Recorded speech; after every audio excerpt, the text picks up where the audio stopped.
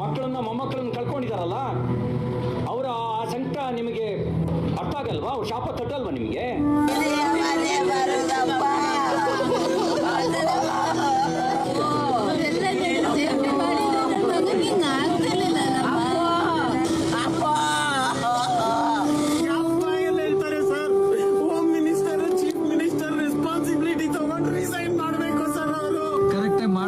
Capacity ಇಲ್ಲ ಆದ್ಮೇಲೆ ಬಿಡ್ಬೇಕಿತ್ತು. ಇನ್ನ 2 ದಿವಸ ಬಿಟ್ಟು ಮಾಡ್ಬೋದಿತ್ತಲ್ಲ. 12 ದಿವಸ ಬಿಟ್ಟು ಮಾಡ್ಬೋದಾಗಿತ್ತಲ್ಲ. ಅರ್ಜೆಂಟ್ ಏನಿತ್ತು ಇವರಿಗೆ? ಏನು ಮಾಡಿಲ್ರಿ ಇವರು, ಏನು ಮಾಡಿಲ್ಲ.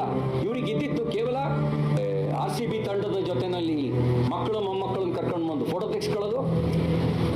ಗೆದ್ದವರು ಅವರಾದ್ರೂ ಕೂಡ